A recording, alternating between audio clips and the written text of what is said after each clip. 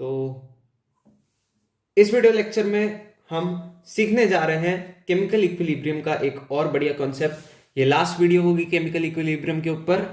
तो आज हम पढ़ते हैं स्टैंडर्ड इक्विलिब्रियम कांस्टेंट। तो स्टैंडर्ड इक्विलिब्रियम कांस्टेंट पढ़ना जरूरी हो जाता है क्योंकि अलग से कोई टॉपिक तो है नहीं, पर एग्जाम वगैरह में जब मल्टी करेक्ट टाइप के क्वेश्चन होते हैं तो कभी कभी इसका या तो ऑप्शन डाल देते हैं या फिर कभी कभी इसी पर बेस्ड ही क्वेश्चन आ जाता है। तो और बच्चे समझ नहीं पाते हैं कि केपी नॉड या केसी नॉड और केपी में क्या अंतर है और वो गलत कर देते हैं। तो आज हम पढ़ेंगे स्टैंडर्ड इक्विलिब्रियम कांस्टेंट, पूरा इसका कंसेप्ट समझते हैं और आगे बढ़ते हैं, सीखते हैं। तो स्टैंडर्ड इक्विलिब्रियम कांस्टेंट क्या होता है पहले ये समझते हैं। इसको हम एक और चीज बोलते हैं डायमेंशनलेस यानी यूनिटलेस इक्विलिब्रियम कांस्टेंट। तो क्या है स्टैंडर्ड इक्विलिब्रियम कांस्टेंट, पहले से लिखते हैं। When all concentration and pressure, concentration या फिर partial pressure are taken relative to standard states, then K equilibrium is called standard equilibrium constant. Standard equilibrium constant कैसे है समझते हैं कि स्टैंडर्ड स्टेट जो मैंने लिखा है इसका मतलब है 1 मोल कंसंट्रेशन और 1 बार प्रेशर।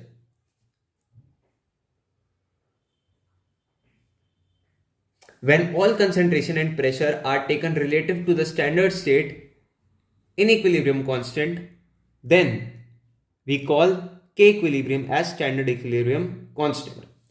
यानी अगर हम इसके लिए केसी नॉट हम इसे रिप्रेजेंट करते हैं कोई भी इक्विलिब्रियम कांस्टेंट के ऊपर इस तरह, और अगर हम लिखना चाहें केसी नॉट हमारा क्या होगा तो कंसेंट और हमारे पास रिएक्शन है A plus B gives C type, equilibrium में है ऑब्वियसली। अब हम इसके लिए लिखना चाहेंगे तो कंसंट्रेशन ऑफ C की power C relative to standard state यानी C नॉट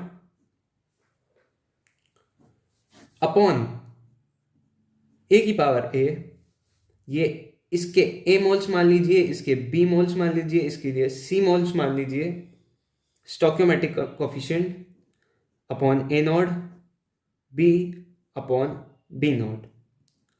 तो KC का एक्सप्रेशन कुछ इस तरह होगा।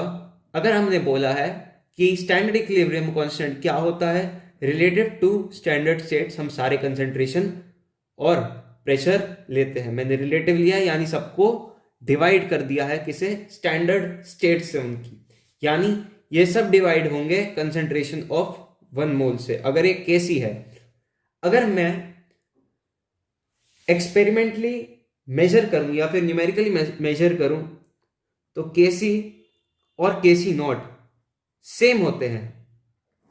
तो KC and KC not are numerically same, लेकिन परेशानी आती है केपी नॉट। केपी नॉट है हमारा, अगर हम इसी रिएक्शन के लिखना चाहें तो पार्शियल प्रेशर ऑफ सी की power C upon PC not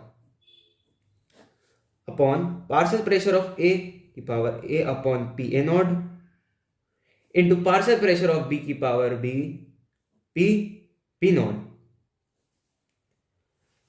अब हम न्यूमेरिकली अगर इसकी वैल्यू कैलकुलेट करें और इसमें बार डालें तो हमें एक रिलेशन मिलता है कि KP not equals to KP into 1.013 की पावर डेल्टा एन जी।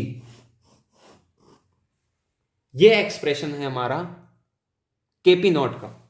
अगर हमने प्रेशर लिया है एटीएम में अगर हमने प्रेशर लिया है बार में तो Kp और Kp नॉट हमारे सेम होंगे। तो ये थी चीज, क्योंकि बार में अगर हम लेंगे तो रेशो हमारा बराबर ही आ जाएगा, तो Kp नॉट और Kp में कुछ अंतर नहीं रहेगा। अब हम कहते हैं कि इस डायमेंशनलेस कांस्टेंट का क्या मतलब है। तो मैं कह रहा हूं कि ये इक्विलिब्रियम कांस्टेंट डायमेंशनलेस होता है। क्यों? क्योंकि हमने सेम क्वांटिटीज को डिवाइड करा है, यानी कंसंट्रेशन अपॉन कंसंट्रेशन करिए, यहां पर प्रेशर अपॉन प्रेशर करा है, तो यूनिट्स बिल्कुल इसकी कुछ नहीं रहेगी, तो इसलिए हम इसे कहते हैं डायमेंशनलेस इक्विलिब्रियम कांस्टेंट। तो Kp नॉट का एक्सप्रेशन सबसे इंपॉर्टेंट है, इसे याद करिए। और बाकी कुछ खास है नहीं। डेल्टा Ng का मतलब रिएक्शन में कितने मोल्स चेंज हुए हैं, यानी इस रिएक्शन के लिए अगर मैं लिखना चाहूं तो C minus A plus B है डेल्टा Ng। बाकी और कुछ खास नहीं है स्टैंडर्ड इक्विलिब्रियम कांस्टेंट में, बस यही सीखना है हमें, Kp नॉट और Kc नॉट। तो thank you very much. Chemical equilibrium की सीरीज हम खत्म करते हैं।